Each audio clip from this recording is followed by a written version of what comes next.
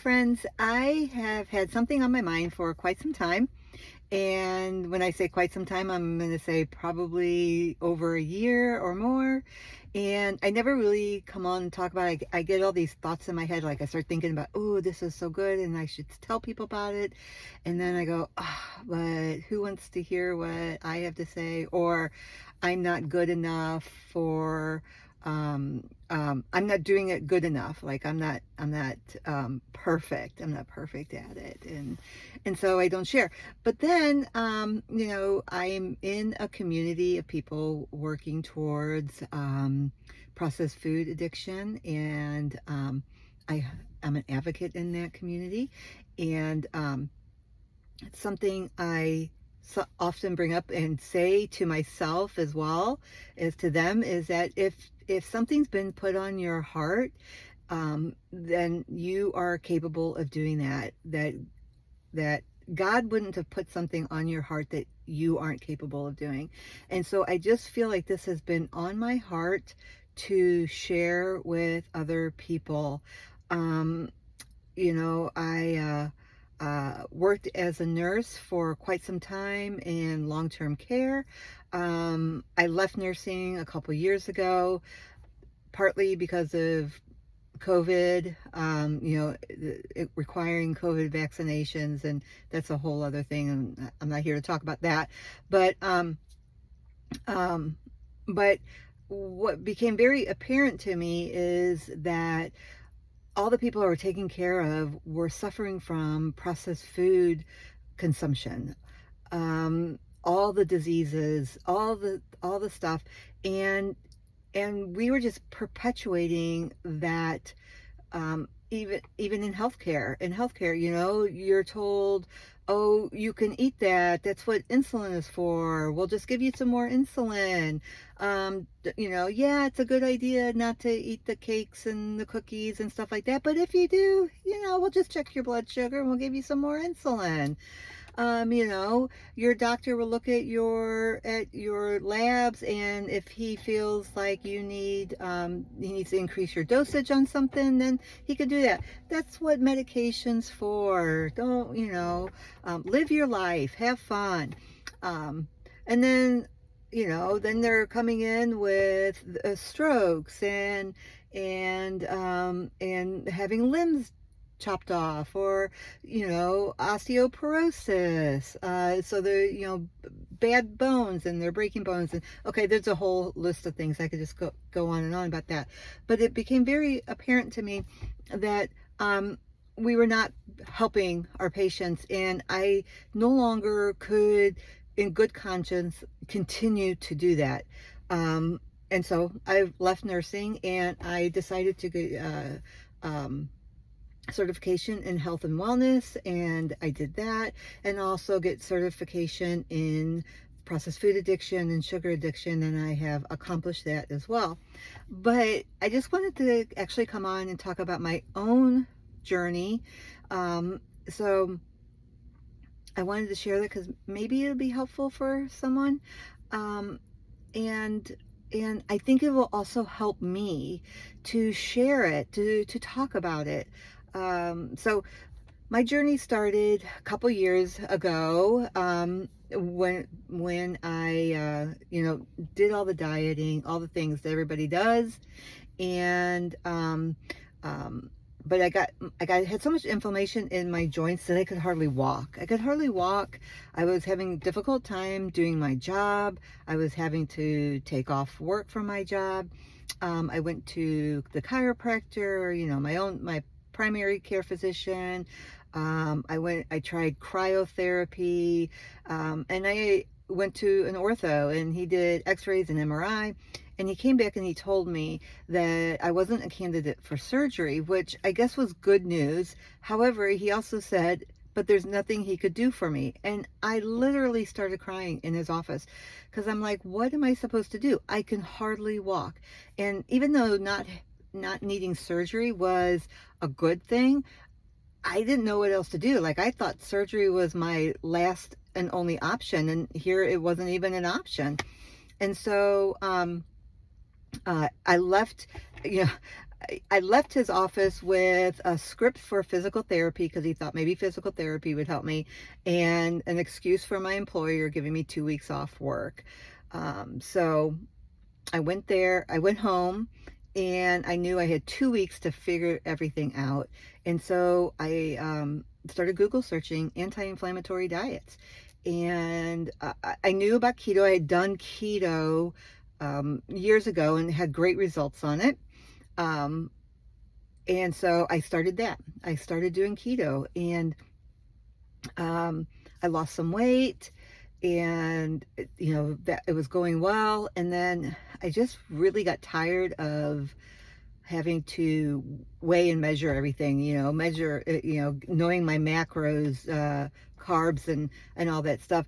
And I kind of fell into carnivore in the sense that I didn't get any value out of eating vegetables. Like they didn't really help me at all. I didn't need them. I didn't want them. And so I went, I had heard about carnivore. I started following Kelly Hogan, and um, and that helped me out a lot. And then I came across, a video talking about food addiction, and I joined Dr. Joan Iflin's group, and that has been a game changer for me in helping me understand the science of food addiction and what was actually happening inside my brain, and learning how to develop new ways of processing emotions instead of having food to do that. So that was a game changer for me as well.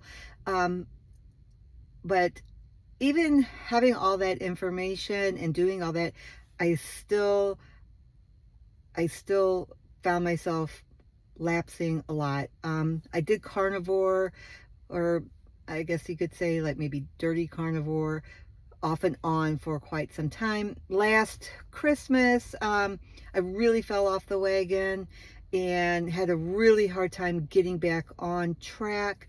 I just could not seem to get into ketosis at all. Really struggled with it. And then I did Dr. Lisa Wiedemann, also known as the Carnivore Doctor. She did a group in May. It was a ketosis challenge type thing. I don't really remember exactly what she called it. And that was so helpful. So I did that. I was in ketosis almost the whole month of May. I learned a lot in her group. So I did that. And then afterwards, I just had I took on a very stressful job, and the stress just took over, and I found myself using carbs and sugars and stuff to manage to manage the stress and get through it and stuff. So that is now over and done with, and I am back on carnivore. I just want to say it's my version of carnivore. There's so many different versions of carnivore out there. Um, and everybody has their their way of doing it right. Tell you this is the right way to do carnivore. Okay. But I'm just going to tell you my way of doing carnivore.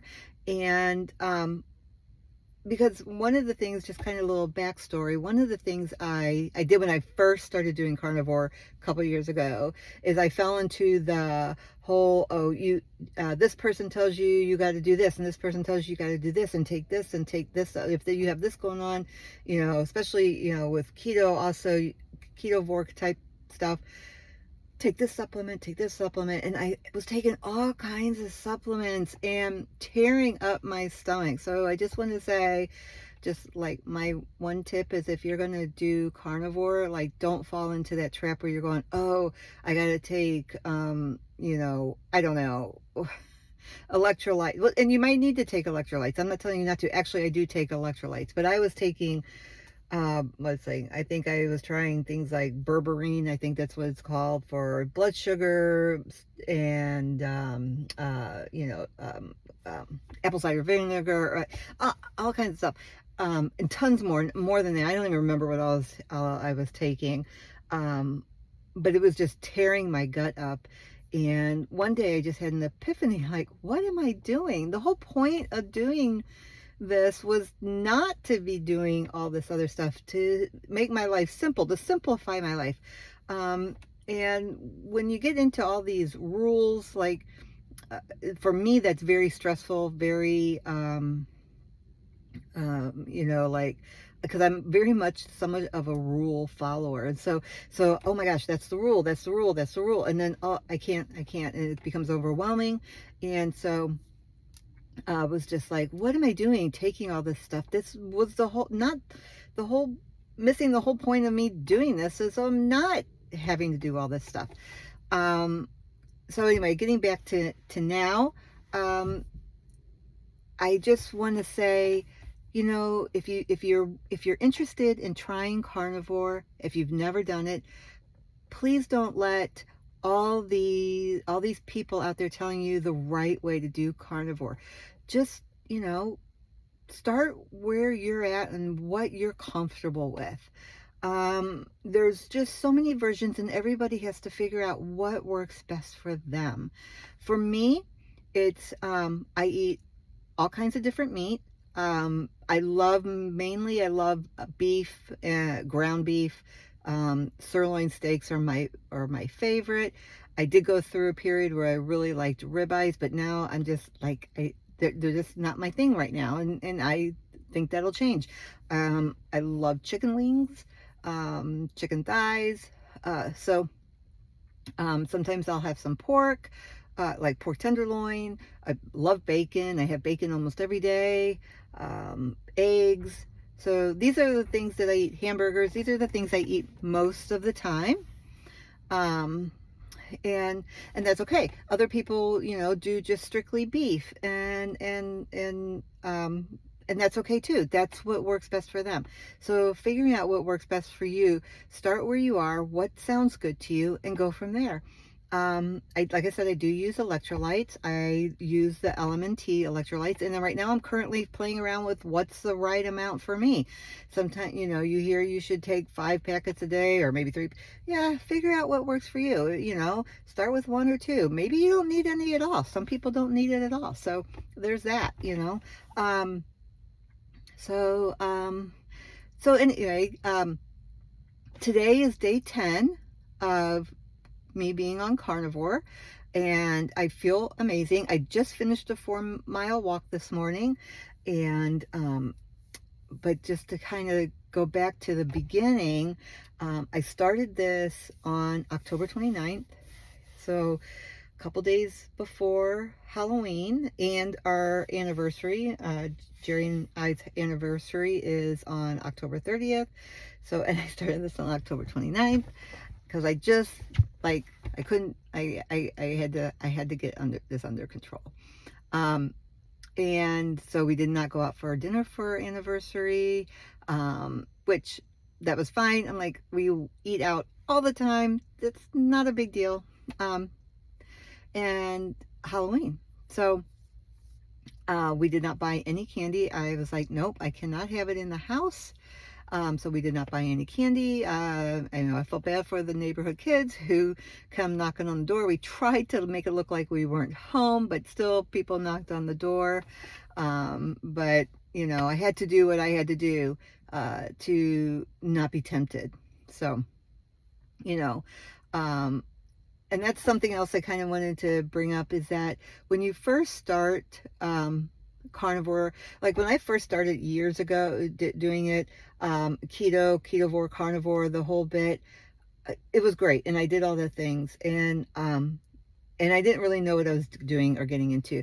Now I'm in a much better place. I've done a lot of educating myself, and following people, reading books.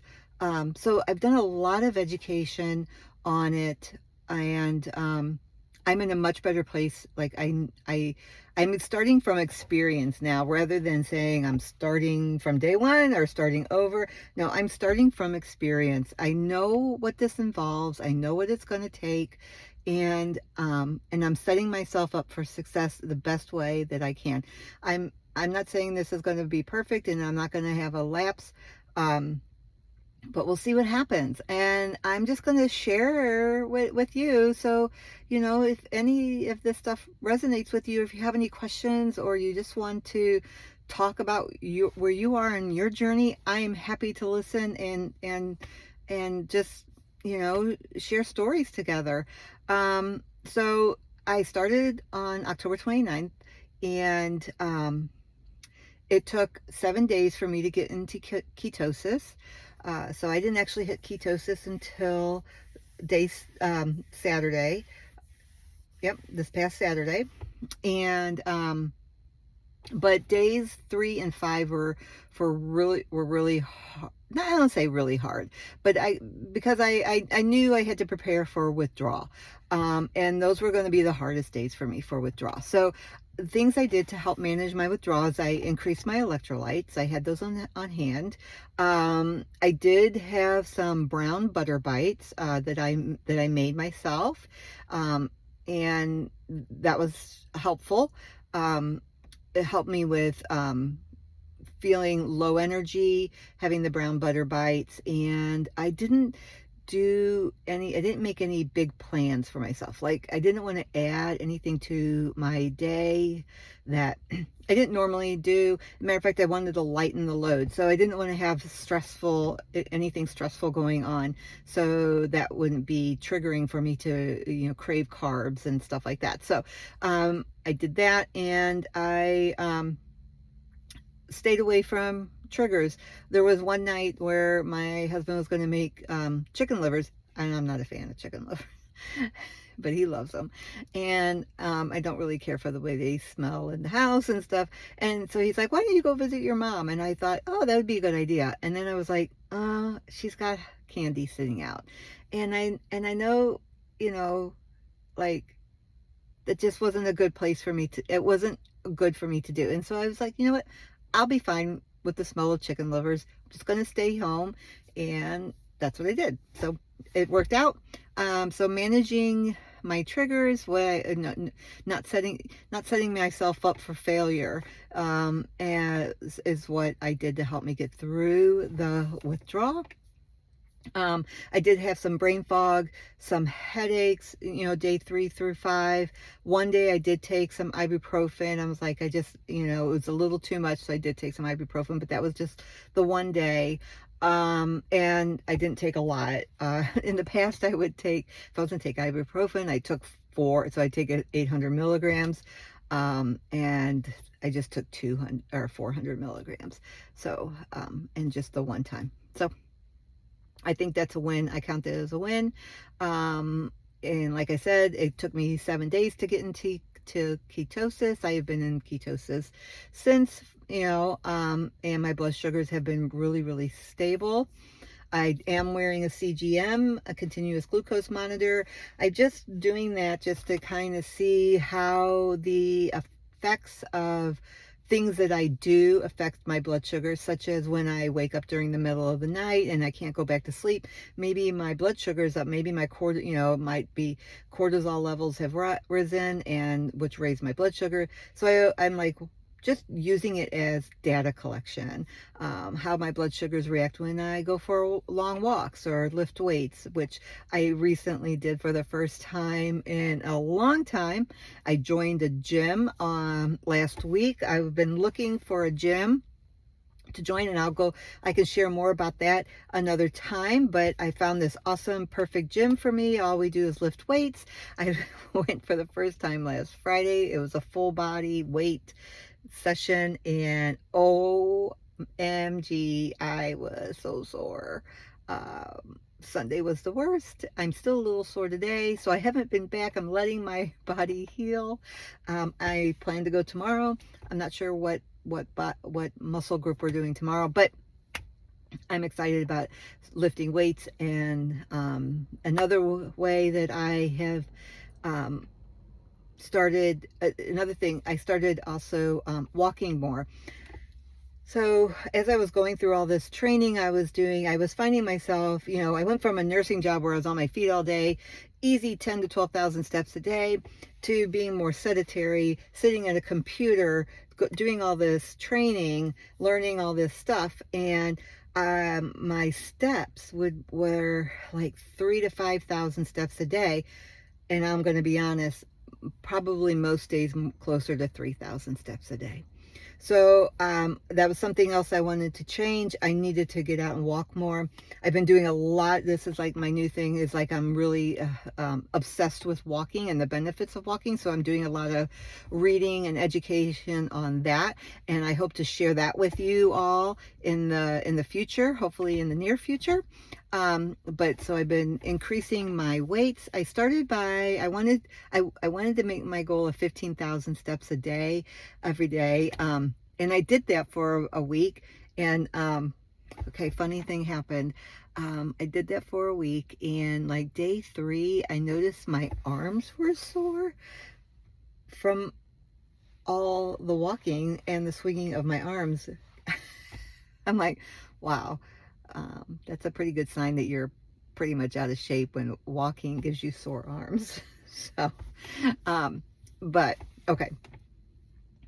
Anyway, so 15,000 steps a day. I have not been doing that. I've kind of taken some of that off because of just other things I have to do. And it does take a lot of time in my day to do that. So now my minimum step goal is 10,000 steps a day. I shoot for 12,000. But I don't beat myself up over if I don't hit 12,000 and I only hit 10,000. Yay. I'm super happy with that. That's way more than I've been doing.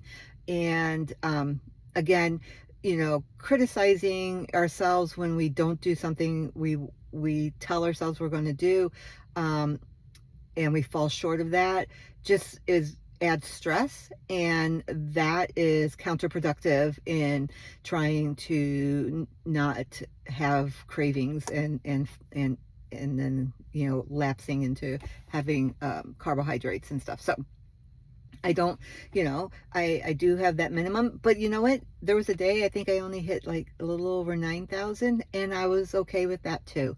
Not something I want to do on a regular basis, but again, I'm just not going to beat myself up over it. I've learned through the course of these 2 years that stressing out over those kinds of things is counterproductive. And so, what else? Oh, I will share I am down 6.5 pounds. And I know most of that's going to be water weight. But it's exciting. I'm not gonna lie. I loved it. And I think that's about all I have. I did have some notes. I'm just kind of looking over my notes. Managing stress is something also that I've on this journey of learning how to do managing stress. Before, when I was stressed, I would eat. I would eat carbohydrates. I would eat desserts, cakes, cookies, snacks. Lots of stuff like that. And I'm sure a lot of people can relate to that. Something that really I learned about myself is that when my brain is stressed, or if I'm sitting at the computer for a long period of time, similar to even when I worked, I see this pattern all through my life, with different things. When I was a smoker, I would be like, oh, I gotta go take a cigarette break, I gotta go smoke, and food kind of took the place of that. And so whenever I would feel stressed, I would my brain would go, I'm hungry. That would be the thought that would pop into my head. I'm hungry. And I'd be like, gosh, how can I be hungry? I just ate lunch, maybe even 30 minutes ago or an hour ago. And yeah, you're hungry. And I would, go and eat, have a snack, not a healthy snack, whatever was around, whether candy bar, donuts, whatever was available at my job. We had snacks around for the residents, so good have some of that. Um, and what I've learned though is that what I've learned about myself, and that what was happening is that my brain needed a break. My brain needed a break from whatever was happening in that moment. And the only way my brain knew how to get the break is by telling me it was hungry, that I was hungry. It's time to eat. And I have since then replaced that, since I recognize that now, that my brain needs a break. Sometimes though that thought will still pop into my head. I'm hungry, but now I recognize it as I just need a break. And so I'll go for a walk, get outside. If it's nice and sunny out, get some, I love the feeling of sunshine on my skin. It's a mood booster. If that's not available, I'll play with my dog. Lucy loves to play catch, or we go out in the backyard and throw the frisbee around, or something like that. I also have a rebounder, so I can just go and jump on the rebounder a little bit, get some exercise, get some blood flow. That's super helpful too. And so that's now how I manage a lot of stress situations, or just normal stress. When I say stress, I'm not talking about like something crazy stressful, but just the normal stresses of everyday life. Yeah, so those are my big takeaways for the past couple years, um, and these past 10 days of carnivore. So anyway, I appreciate anybody who took the time to listen to this. And and I just wanted to say, one of the reasons why it took me so long to even start sharing is because there's so many people out there who will criticize me for doing this. And I really wasn't in a good mental place to handle that kind of criticism. But you know what? I don't think it's fair for all the people out there who do need to hear this message, and do want need to hear that there's hope for them in their life, for me not to share. And so I'm ready for it.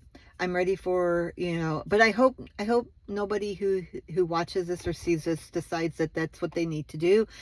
You know, let's be kind to each other. That's super helpful, whether you agree with eating carnivore or not. It doesn't, just let's just cheer each other on and hope that we all feel our best and live our best lives. A side note is, I can now I can now walk pain free. I know back when I was doing, at the very beginning, I had mentioned that I had, a lot of inflammation in my joints and I could hardly walk. And now I can walk pain free. I also, can run again if I want to. I just choose not to run. I think that running is very hard on my body and traumatic and stressful. And then, stress raises cortisol, cortisol raises blood sugar raises insulin, and back to storing fat. So I find walking to be super beneficial and more my style. And so I'm sticking to walking. And yeah, so that's where I am today. That's how things are going for me. Please share, if you would like, how things are going for you. If you found any of this interesting or helpful, or, you just want to say hi. So talk to y'all later.